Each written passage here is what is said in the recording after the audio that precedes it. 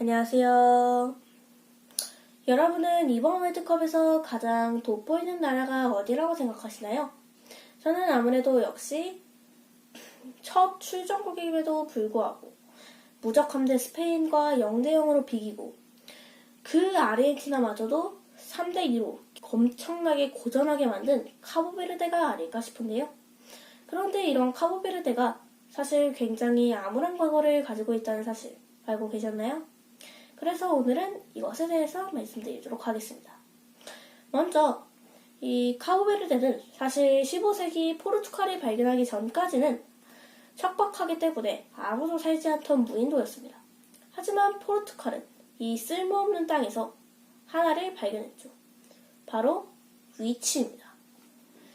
아메리카와 아프리카 사이에 딱 있던 이 카보베르데는 노예무역에 중간 휴게소 같은 그런 느낌으로 쓰기에 딱 좋았습니다.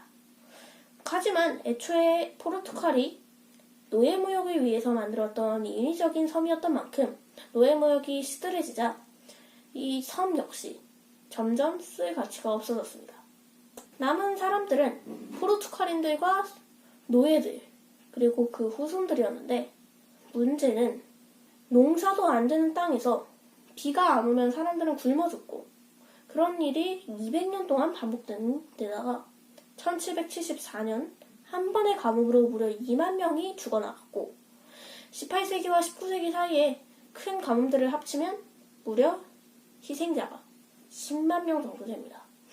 포르투갈의 식민지였기 때문에 포르투갈은 얼마든지 식량을 보낼 수 있었지만 전혀 보내지 않아서 아사하는 경우가 대부분이었죠. 계속해서 이 사람들은 죽어나왔고 심지어 얼마 남지 않은 농사를 할 만한 땅에서도 곡식 대신 황금 작물, 즉 돈이 되는 작물을 기르게 했습니다. 어쨌든 이런 포르투갈의 지배에서 드디어 벗어난 1975년 카보베르데는 드디어 독립을 했죠. 하지만 독립이 불리해진다는 건 아니었습니다. 여전히 비가 내리는 것도 아니었고 좋은 자원이 발견되는 것도 아니었죠. 그러던 1990년 카보베르데는 다당제를 도입했고 이름에 선거에서 무려 정권이 평화롭게 교체됐습니다. 근데 사실 비슷한 다른 케이스들을 보면 이런 경우는 흔치 않습니다. 왜냐하면 대부분의 케이스들은 정권을 기본적으로 잡고 있던 정권이 절대 빼앗기지 않기 위해서 보통 내전을 일으키거든요. 하지만 굉장히 평화롭게 카보베르데는 정권을 그대로 이양해줬다는 것입니다. 그리고 새 정권은 시장을 개방하고 교육과 제도에 투자하기 시작했는데요. 당연하게도 자원이 없었기 때문입니다. 그렇기 때문에 사실 서로 뭔가를 차지하려고 싸울 이유도 없었죠. 대신 사람을 키우고 부패를 줄이고 관광과 신뢰를 국가의 경쟁력으로 선택해서 계속해서 좋은 이미지를 만들어갔습니다. 그리고 그 결과 1990년 49%였던 그 빈곤율이 무려 2007년에는 26.6%까지 감소했고 같은 해 카보베르데는 UN 최빈국 명단에서 졸업한 유일한 국가가 되었습니다. 이후에도 빈곤율은 계속해서 감소했고 계속해서 관광산업의 성장과 함께 경제도 꾸준히 발전했죠. 그리고 2025년에는 세계은행이 카보베르데를 중상위 소득국이라고 분류하기도 했다고 합니다. 물론 지금에도 여전히 문제가 해결된 건 아니죠. 여전히 관광 의존도가 높고 가난한 사람들도 남아있으니까요.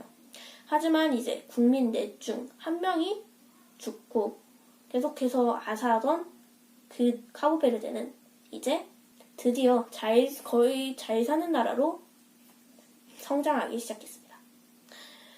사실 우리는 많이 가진 자원이 많이 있는 나라가 성공한다고 하지만 그 같은 시기에 자원을 많이 가지고 있던 콩고 민주공화국과 앙골라 같은 케이스들을 봤을 때 오히려 이런 카보베르데는 그런 나라들과 다르게 훨씬 더 많이 성장했었는데요.